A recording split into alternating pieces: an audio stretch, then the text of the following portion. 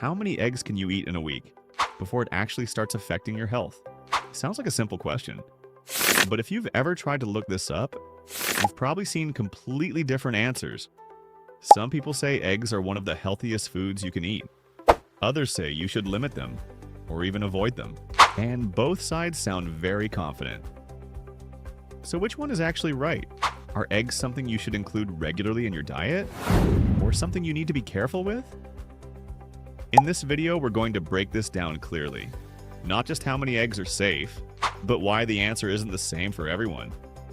Because once you understand that, this whole topic becomes a lot less confusing. And there's one specific group of people who respond very differently to eggs.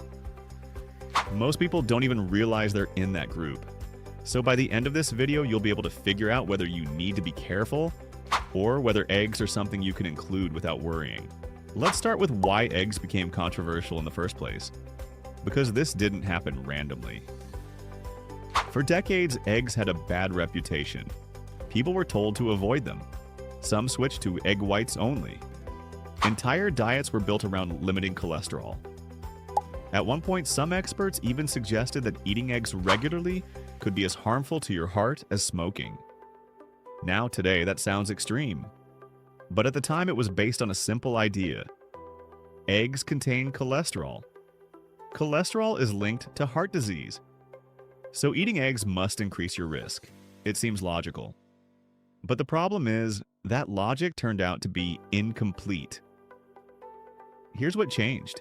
Scientists discovered that your body already produces cholesterol on its own. It's not just something you get from food. And more importantly, your body regulates how much cholesterol it makes. So when you eat more cholesterol, your body often adjusts by producing less. Not perfectly, not in every single case. But for many people, this balancing system works quite well, which means that eating cholesterol doesn't automatically lead to higher cholesterol levels in your blood. And this is why more recent research shows that for most healthy people, eating eggs does not significantly increase the risk of heart disease. So eggs went from being considered dangerous to being seen as generally safe. But, and this is important, that doesn't mean the story ends there, because there's one key factor that changes how your body responds. Not everyone responds to eggs in the same way. Some people are more sensitive to dietary cholesterol. These people are often called hyper-responders. For them, eating foods high in cholesterol can lead to a noticeable increase in blood cholesterol levels. Now let's make this practical. Imagine two people eating the exact same diet. They both eat eggs regularly, they both have similar lifestyles. But after a few weeks, their cholesterol levels look very different. One person sees almost no change, the other sees a clear increase. Same food, same amount, different result. And here's the important part. You usually won't feel this happening. There are no clear symptoms. So unless you've actually checked your cholesterol levels, you wouldn't know how your body is responding. So now let's come back to the main question. How many eggs per week is actually safe? For most healthy people, moderate egg consumption is considered safe. That typically means around 1 to 2 eggs per day. But it's important to understand what that really means. It doesn't mean you need to eat eggs every day. It doesn't mean more is always better. It simply means that within that range, eggs are unlikely to cause problems for most people. But there's something else that matters just as much as the number itself. And this is where most people make a mistake. Before you decide what to do with your own diet, we need to clear up a few common myths about eggs. Because a lot of confusion around this topic comes from outdated or oversimplified ideas. Myth number 1. Eggs raise your cholesterol no matter what. This is probably the most common belief, and as we talked about earlier, it's not entirely accurate. For many people, eating eggs has little to no effect on blood cholesterol levels.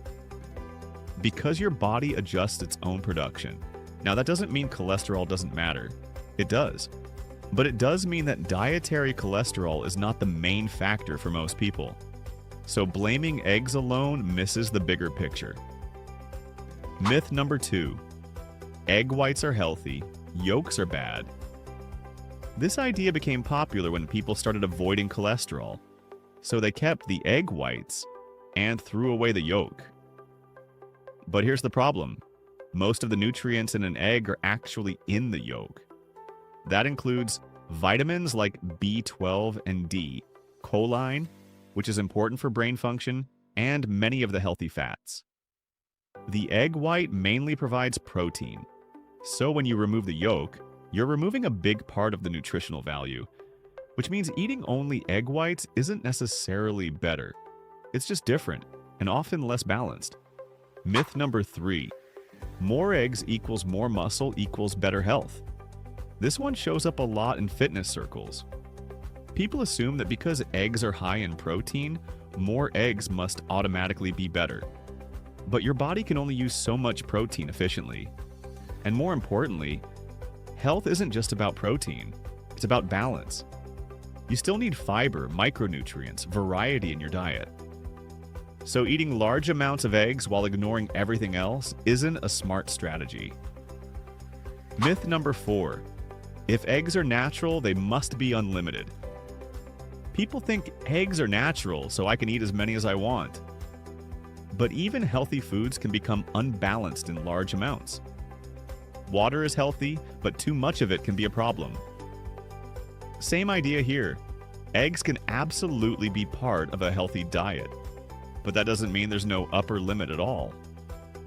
Moderation still matters, so instead of asking, are eggs good or bad? A better question is, how do eggs fit into my overall diet? Because that's what actually determines whether they're helping you or not. Now that we've cleared up those myths, it becomes much easier to understand how many eggs actually make sense for you, and why the answer isn't the same for everyone. Because eggs don't exist in isolation. Your health isn't determined by one food, it's determined by your overall diet.